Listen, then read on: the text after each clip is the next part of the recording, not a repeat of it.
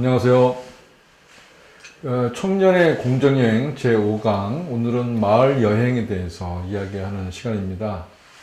오늘 특별히 이제 마을 여행과 관련돼서는 국내외 사례를 중심으로 어떤 여행을 마을 여행이라고 하는지, 또 마을 여행이 생긴 배경, 그 다음에 구체적인 사례로 국내에서는 관광 두례라고 있는데, 그런 마을 여행 사례를 좀 이야기를 할까 합니다.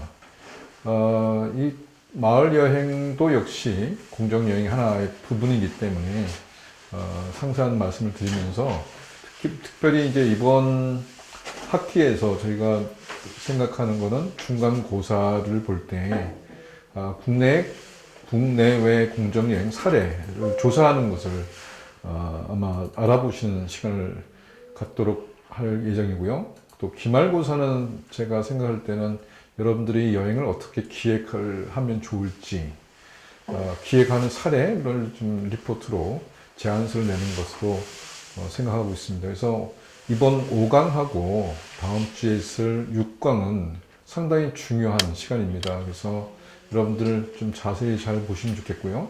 그래서 국내외에 어떤 마을 여행들은 어떤 사례가 있는지, 또 어떻게 기획되는지, 또 그런 사례들은 어떤 것들을 구체적으로 찾아볼 수 있는지, 이런 것들을 5강하고 6강에서 보이려고 합니다. 그래서 이번 시간은 지난 1부터 4강까지 했던 것들을 잘 생각하면서 5강 지금부터 시작을 하도록 하겠습니다.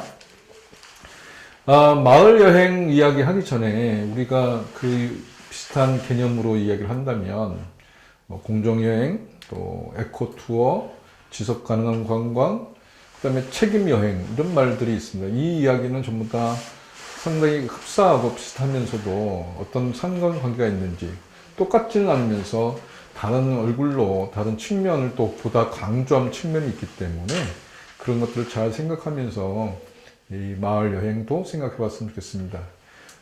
간단히 얘기하자면 이 모든 개념에는 사실은 지속 가능한 관광, 그 지속 가능한 관광 안에 바로 이 책임 여행 또는 CBT라고 이제 이야기하는데 커뮤니티 베이스 투어리즘을 하는 마을 여행, 그 다음에 에코 투어리즘도 역시 지속 가능한 관광, 또 공정 여행 역시 넓은 광의 개념에 있는 지속 가능한 관광의 한 부분이라고 이해하시면 좋겠습니다.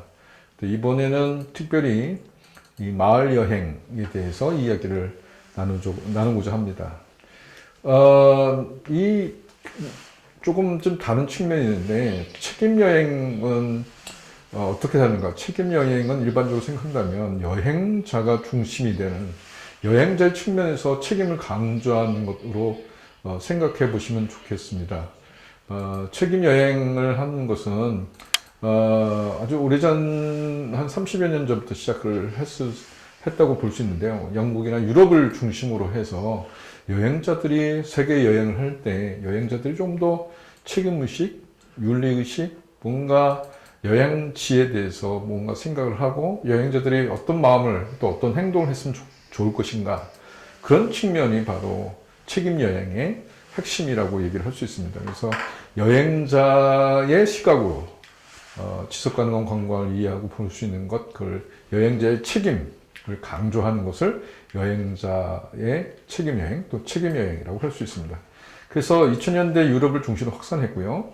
그 다음에 그 여행지에 가면 보다도 이제 지역 주민들이 만들고 또 마련한, 그리고 수익적인 측면에서 가능하면 지역 로컬 사람들이 경제적 기여를 할 수 있도록 의식적으로 행동하는 것, 그런 것들을 좀 더 강조를 하고 있다고 볼 수 있습니다.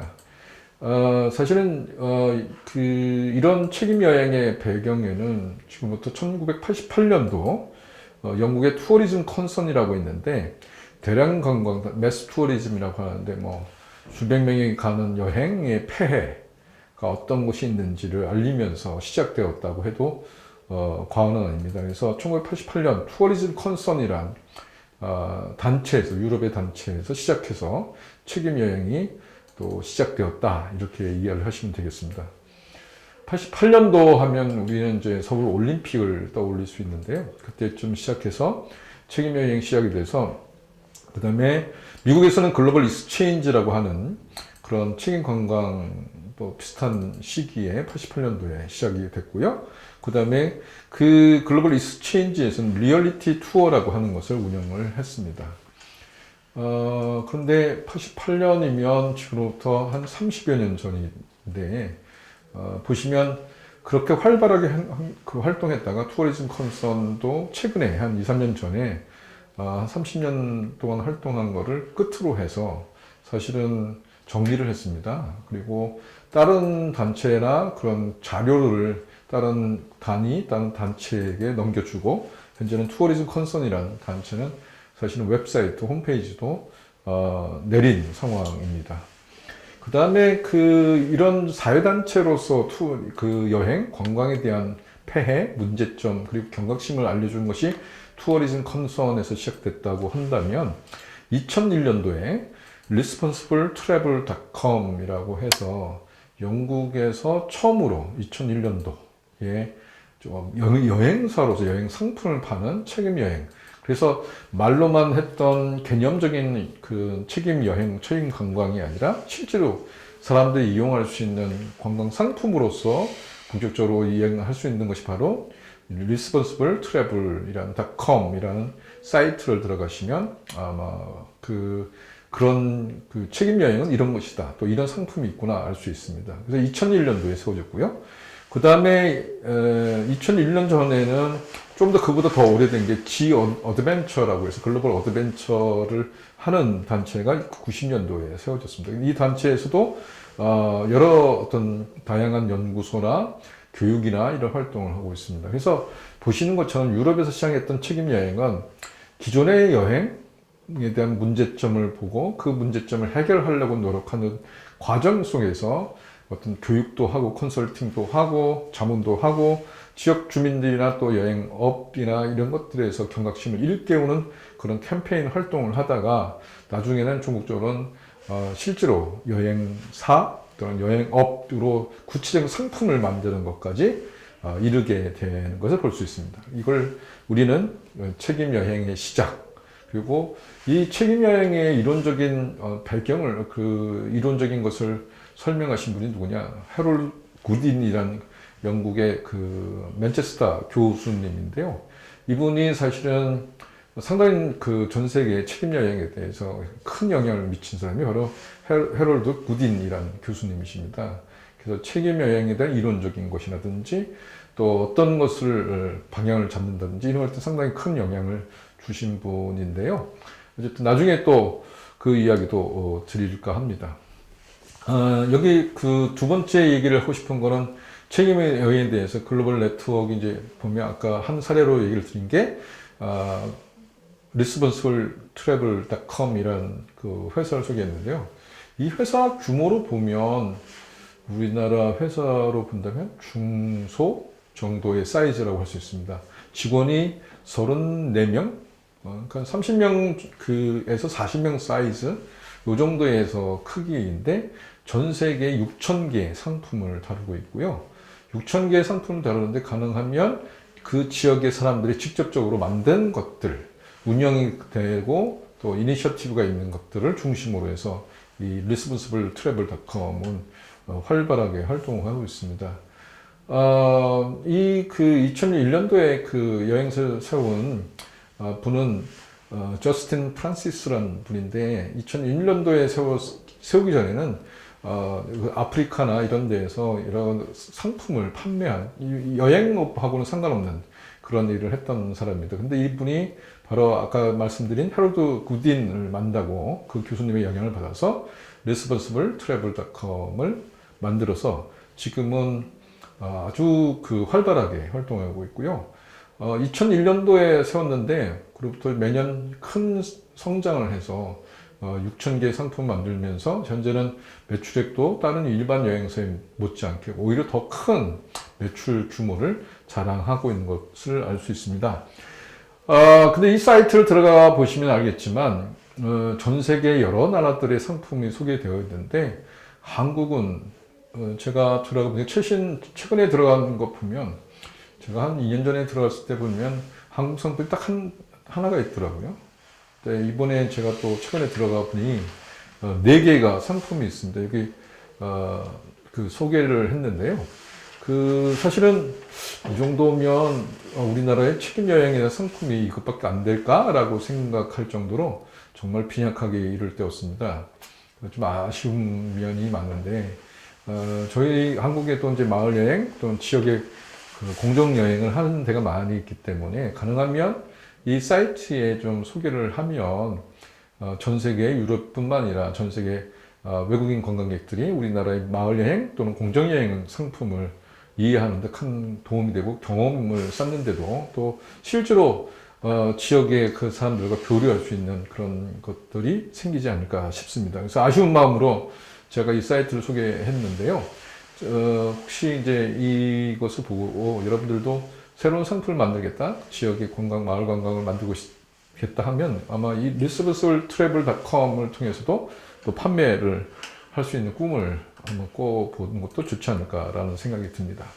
자, 제가 방금 전까지 얘기를 말씀드린 거는 여행자의 책임, 다시 말해서 어느 여행지를 가더라도 여행자가 책임의식을 갖고 행동하고 또 여행을 하자라는 게 책임 여행의 어떤 중요한 그 흐름이고 이야기라면 그 반대가 있습니다. 그게 뭐냐면 바로 오늘 이야기를 드릴 마을 여행입니다. 마을 여행은 여행지, 그러니까 여행지의 주민들이 만드는 상품, 여행지의 주민들이 스스로 그 지역의 관광 자원을 개발하고 발굴하고 그것을 관리하고 운영하고 그래서 그 만든 상품의 이익과 관련된 것을 지역의 주민들, 관계했던 주민들이 나누고 또 더 크게는 지역사회 발전을 위한 공공의 기금으로도 사용할 수 있도록 하는 것.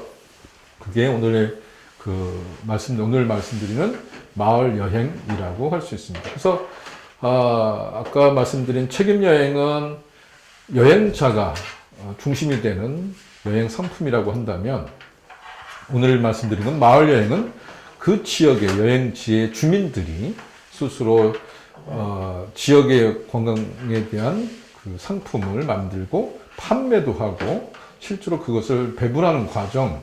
그래서 마을 여행을 만드는 거는 그런 그 입장이 그러니까 여행자냐 여행지냐 이런 이야기로 좀 나눠서 생각해 볼 수 있을 거라고 생각이 듭니다.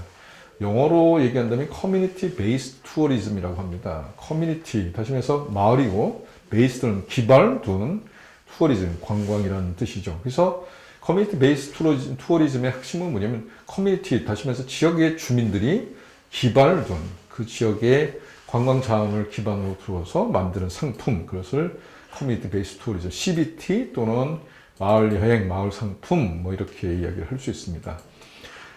주로 그 책임 여행은 유럽이나 미국이라든지 그런 지역에서 발달이 됐다고 한다면 반대로 여행자를 받는 입장이 되는 아시아, 남미, 아프리카는 바로 이 커뮤니티 베이스 투어리즘, 마을 여행이 상당히 많은 역사와 그런 활동과 상품을 갖고 있습니다.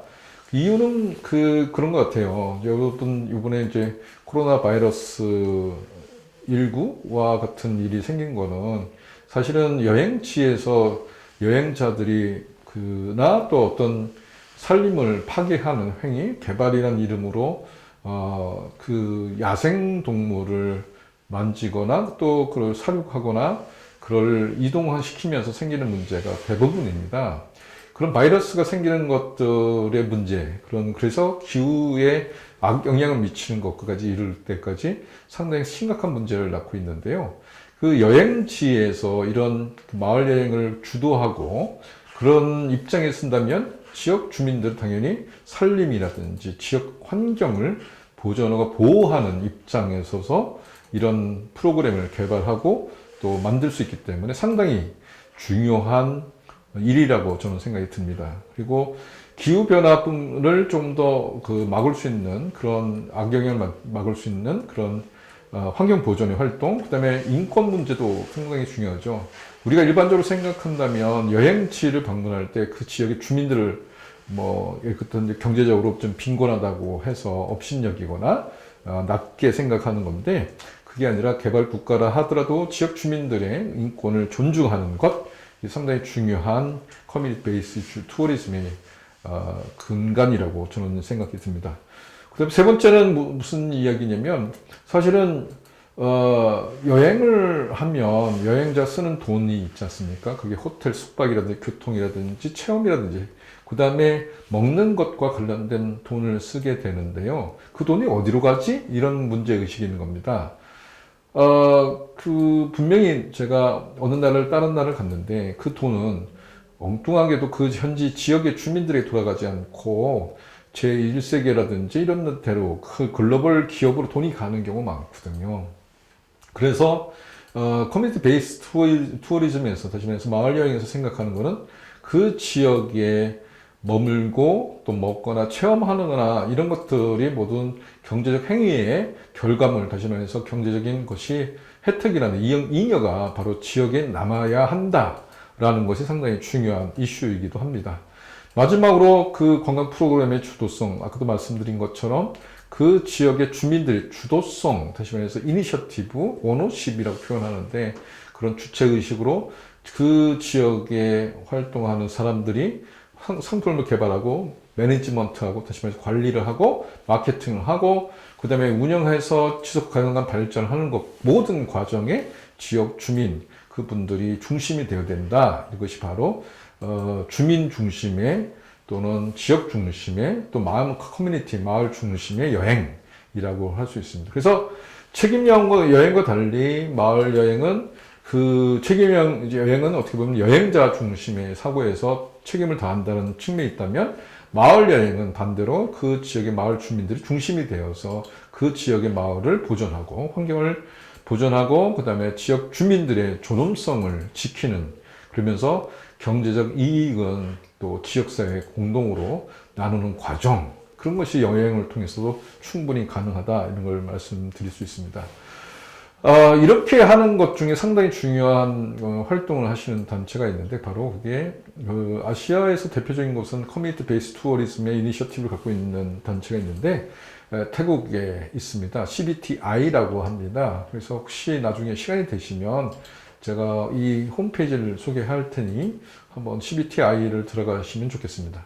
CBTI는 태국의 치앙마이에 그 연구소가 있는데 아시아 모든 지역뿐만 아니라 가능한 그 글로벌한 차원에서 커뮤니티 베이스 투어리즘이 무엇인지 그리고 최신의 교육 방법이라든지 또 구체적인 사례들을 이 CBTI에 담고 있음을 알 수 있습니다.